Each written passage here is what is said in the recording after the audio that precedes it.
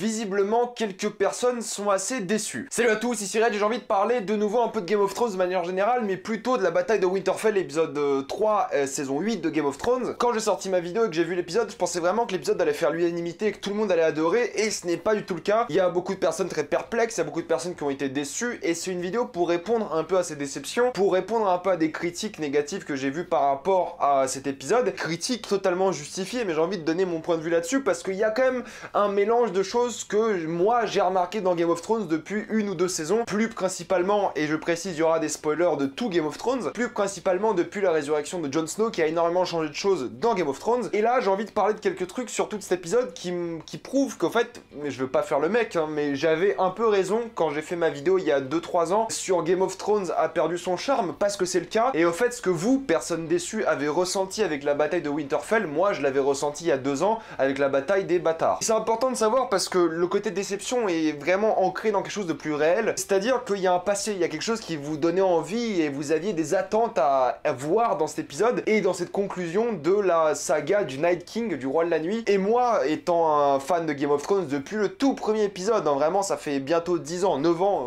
maintenant, que je regarde Game of Thrones semaine par semaine, année par année, j'ai tellement adoré les 2 premières saisons que je m'étais enfilé les 4 intégrales, les 4 recueils je crois qu'ils appellent ça des intégrales. J'étais vraiment à fond durant ma période Game of Thrones et je trouvais vraiment cet univers incroyable, et pour moi la bataille des bâtards m'a montré, et surtout la résurrection de Jon Snow m'a montré une partie que je n'aimais pas dans Game of Thrones. C'est cette partie on va dire héroïque, fantasy, prévisible. Ce que moi j'aimais beaucoup dans Game of Thrones, c'était le côté bah je sais pas ce qui va se passer, mon personnage préféré peut mourir à n'importe quel moment. C'est ça qui me tenait en haleine à Game of Thrones, et c'est vrai que ça a complètement disparu depuis quelques saisons. Pour moi, depuis qu'il y a eu la résurrection de Jon Snow, ça a complètement changé toute la donne, parce que si t'as ressuscité Jon Snow, qui à mes yeux n'était pas le personnage le plus important de Game of Thrones à l'époque où il a été ressuscité, si tu l'as ressuscité, c'est parce que ou tu vas le tuer juste après pour nous surprendre, ou c'est le personnage principal. Ce qui était vraiment bien dans les premières saisons de Game of Thrones, c'est qu'il n'y avait pas de personnage principal, il n'y avait pas de voilà, c'est lui qu'on doit kiffer, c'est lui qu'on doit détester. Au début, première saison, il y avait Ned Stark, mais dès que Ned Stark se fait décapiter, il n'y a plus rien. D'ailleurs, je me rappellerai toujours, j'étais sur le cul, je m'y attendais pas du tout. Donc c'est pour ça qu'il y a eu énormément de divisions parmi les fans dans ce qu'ils aimaient, pas dans la qualité de la série, mais dans ce qu'ils aimaient, les personnages qu'ils adoraient. Il y a des gens qui adorent Jaime,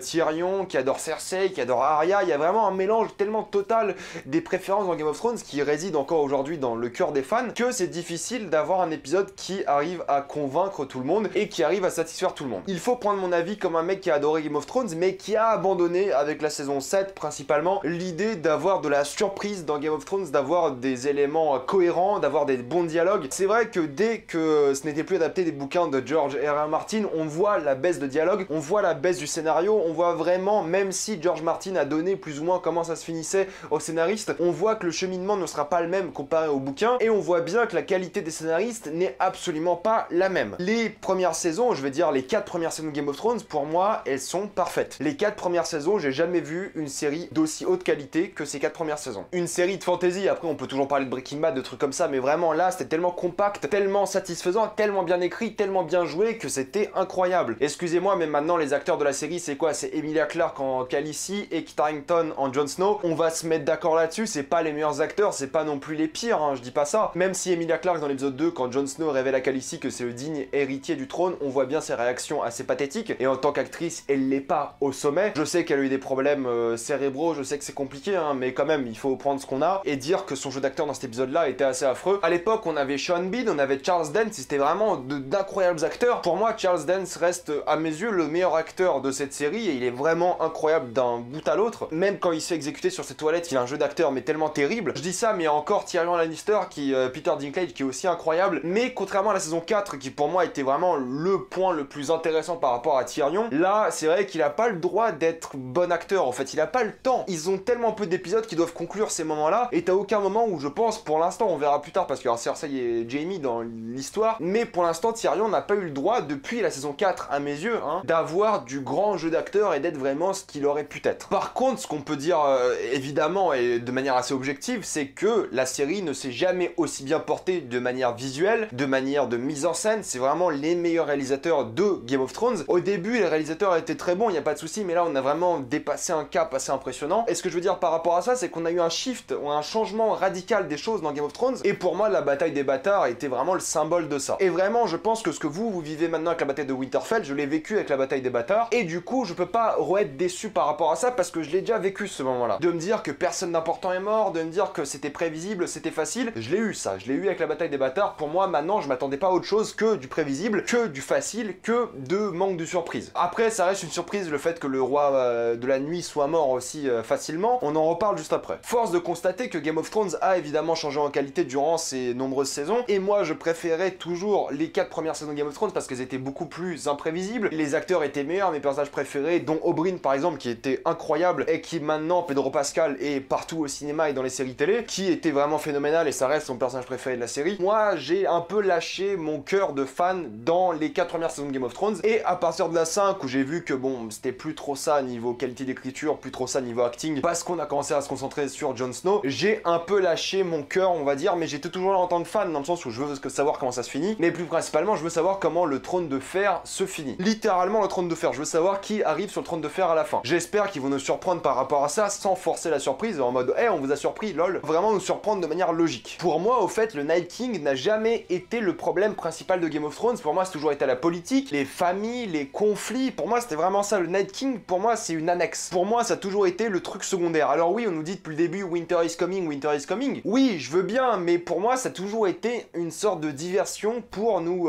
montrer vraiment le trône de fer plus tard. Pour moi, et je pense que c'est là qu'il y a eu une vraie différence entre ces différentes personnes qui ont été déçues et satisfaites, c'est que le Night King à mes yeux devait s'arrêter à cet épisode pour qu'ensuite ils aillent faire la guerre à Cersei. Moi ce qui m'intéresse le plus durant cette saison c'est la guerre contre Cersei. Je veux pas dire que le Night King j'en ai rien à foutre, c'était plus ou moins intéressant, j'étais surpris quand il y a eu un nouveau dragon zombie par exemple. Toute cette saison je l'ai vraiment pas aimé du tout, j'ai vraiment eu du mal parce qu'encore une fois c'est trop n'importe quoi. Je parle de la saison 7. Je veux pas faire le mec vous avez du retard par rapport à ce que moi je pensais depuis quelques temps parce que ça fait un peu relou, mais je pense que vous avez fait votre deuil de ce qu'était Game of Thrones un peu trop tard, ça que je veux dire par là. Dans le sens où moi j'ai fait mon deuil de Game of Thrones de manière vraiment imprévisible, de manière surprenante, de manière politique il y a un moment, et je pense que vous l'avez fait maintenant avec la mort symbolique du roi de la nuit qui vraiment est ce symbole de changement radical de ton et d'intrigue fondamentale de la série. Pour parler de ce roi de la nuit, pour moi sa mort est complètement justifiée parce que ça n'a jamais été Game of Thrones à mes yeux, ça n'a jamais été le roi de la nuit, ça a toujours été le conflit politique et le trône de fer. Donc qu'il meure ici de manière définitive, pour moi c'est la bonne chose à faire. Que vous soyez déçus parce qu'on l'anticipe depuis presque 10 ans, je suis pas d'accord, c'est pas vraiment ce qu'on anticipe depuis 10 ans, pour moi c'est un truc annexe et j'ai toujours vu la série se comporter telle quelle en sachant que pour moi l'objectif principal de cette série c'est le trône de fer et ça l'a toujours été. Vraiment pour moi ça reste une diversion, donc qu'il meurt dans cet épisode ça a posé problème à beaucoup de personnes et je peux le comprendre, ça fait vraiment bizarre et ça fait un vrai changement radical dans la série, mais pour moi je m'y attendais au final. Je m'attendais pas à ce qu'il meure comme ça de cette manière là dans cet épisode là spécialement, mais je m'attendais à avoir un changement radical vers le trône de fer dans cette série. La manière dont ça allait être fait je ne savais pas, mais le fait de le faire ça je le savais. Encore une fois je veux pas faire le mec en mode oh je m'y attendais, non je veux juste dire que pour moi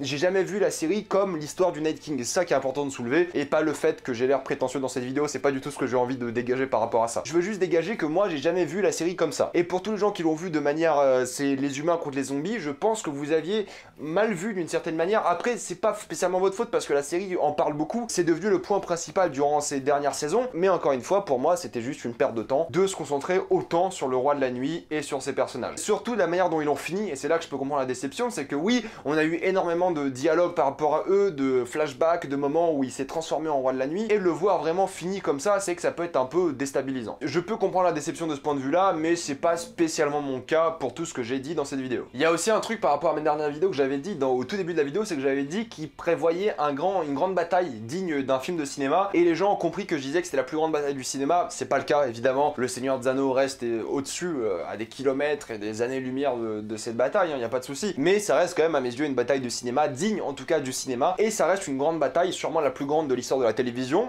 c'est épisode 3, mais ça reste en soi une très grande bataille qui, du point de vue technique, du point de vue quantitatif, est impressionnant. Je disais pas que le Seigneur des Anneaux est moins bien, c'est faux, je le pense pas du tout. Seigneur des Anneaux ça reste comme ici, faut pas se mentir, mais la manière dont j'ai formulé ça par rapport à la citation de l'auteur, ça peut être mal vu. Pour parler un peu plus technique, il y a beaucoup de personnes qui m'ont dit qu'on voyait rien du tout dans cet épisode. Je sais pas, mais moi je l'ai regardé sur mon PC le lendemain matin et j'ai fermé tous mes volets, j'avais que la lumière du PC et je voyais plutôt bien, j'ai pas eu de soucis par rapport à ça, j'ai pas eu de soucis de visibilité, c'est pas un truc qui m'a choqué au fait durant cet épisode, et c'est pour ça que j'ai vraiment recommandé recommandé et souligné le travail des lumières, et beaucoup de personnes m'ont dit qu'on voyait rien. Alors, je sais pas, peut-être c'était OCS qui a fait de la merde durant le live, si vous avez regardé pendant le live. Si vous l'avez téléchargé, je pense que vous avez eu une bonne version. Si vous l'avez regardé sur OCS après, il faut regarder si vous étiez en HD. Enfin voilà, il y a plein de trucs comme ça qui peuvent changer la donne. Ça dépend aussi de l'écran sur lequel vous avez regardé. Un téléphone, ça a une meilleure profondeur des noirs, du coup les noirs ont l'air plus profonds. Parce qu'en général, un téléphone, ça éteint les pixels noirs, du coup ils n'existent pas, plutôt que afficher du noir. Enfin bref, il y a différentes manières de voir ça, mais de toute façon, de manière générale, on est d'accord là-dessus. Un épisode doit être visible sur toutes les plateformes, sur tous les appareils, il n'y a pas de souci. Moi, j'ai pas été contrarié par la visibilité, c'est pas un problème que j'ai vu en tout cas dans cet épisode. Beaucoup ont parlé, on va dire, de la stupidité de l'armée des Dothraki de foncer sur l'armée des morts. Alors oui, c'était plus un effet symbolique pour donner justement cette idée d'éclairage et montrer à quel point les Dothraki se font éclater, parce que c'est censé être la meilleure cavalerie de tous les temps et censé donc défoncer tout le monde. Par rapport à ça, il y a deux trucs que je trouve intéressants, c'est que de une, alors une cavalerie quand elle fonce comme ça sur une armée, du moins de ce que je sais, hein, c'est qu'elle est censée foncer sur l'armée, la déstabiliser et revenir. Le fait que les Dothraki ne reviennent pas sur un symbole de la force des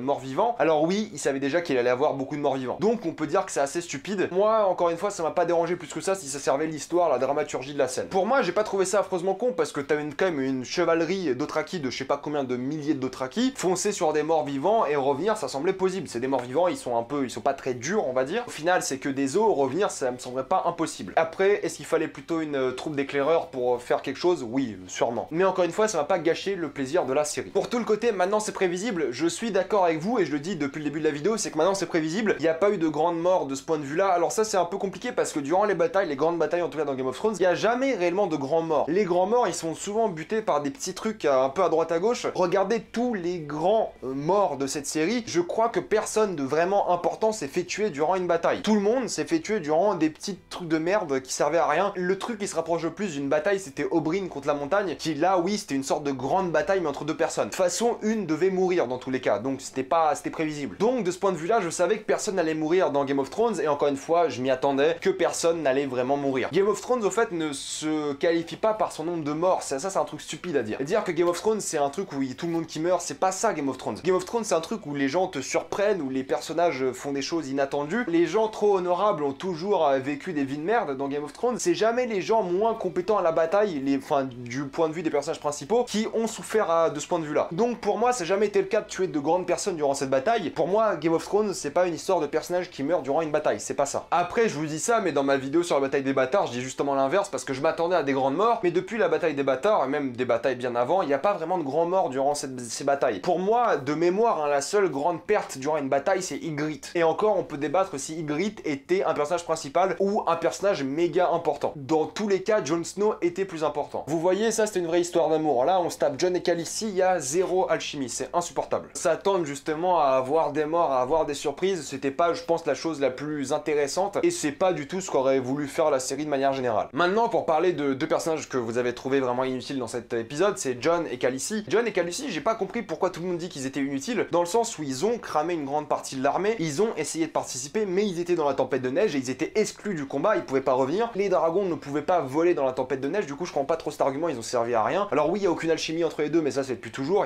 c'est pas une belle romance, ils sont complètement claqués, ça on le sait depuis le début. Ils pouvaient pas faire grand chose, ils étaient coincés dans la tempête de neige et ils pouvaient pas aider en bas. C'est pour ça qu'il y avait une vraie déconnexion entre le ciel et le sol. Donc l'argument ils ont servi à rien, je suis pas spécialement d'accord. Et le fait de voir justement Jon, l'héritier du trône, par terre en train de se battre, du moins essayer d'affronter le Night King, combat qu'on n'aura donc jamais, et Khaleesi la voir aussi par terre essayer d'affronter des zombies, ça montre bien que héritier du trône ou pas, tu restes humain, tu restes vulnérable. Vulnérable dans le contexte spécifique du scénario, évidemment. Pareil pour Jaime et Brienne, tout le monde voulait voir mourir Jaime et Brienne ou l'un des deux, enfin pourquoi? Parce qu'on a conclu un arc narratif dans l'épisode 2, il fallait voir mourir quelqu'un, c'est pas spécialement le cas. Oui, ça peut nous montrer que c'est prévisible quand vous concluez un arc narratif de quelqu'un qui va mourir après, mais c'est pas obligé, c'est pas nouveau ça. Pour moi c'était l'inverse, vu qu'un arc narratif a été conclu, je suis surpris qu'ils ont été encore en vie. Mais c'est pas de la déception, c'est juste que je m'attendais à ce qu'ils meurent et ils l'ont pas fait. Et encore, je m'attendais à ce qu'ils meurent, c'est un peu exagéré. Je vois pas pourquoi vous vouliez tuer l'un des deux personnages. Le fait de tuer des gens, ça donne pas de l'impact à votre bataille, ça donne pas des enjeux à votre bataille. Ça ajoute de la fausse dramaturgie, c'est pas essentiel. Pour moi, la dramaturgie, elle a marché sur la narration de la bataille, entre les moments stressants avec Arya dans la bibliothèque, les moments où les zombies escaladent le mur, enfin tous ces moments-là, pour moi, ça c'était la dramaturgie. C'est pas le fait de voir X personnage ou Y personnage mourir, ça c'est pas du drama. Ça c'est juste tuer des gens pour le fait de tuer des gens, c'est pas intéressant. Pareil pour Vergris, enfin je veux bien qu'elle ait eu son petit moment avec sa copine, mais c'est tout. Enfin, il y avait pas de raison de le tuer plus que ça. Après, on peut se poser les questions sur ce que faisait réellement Bran, ça on sait pas du tout,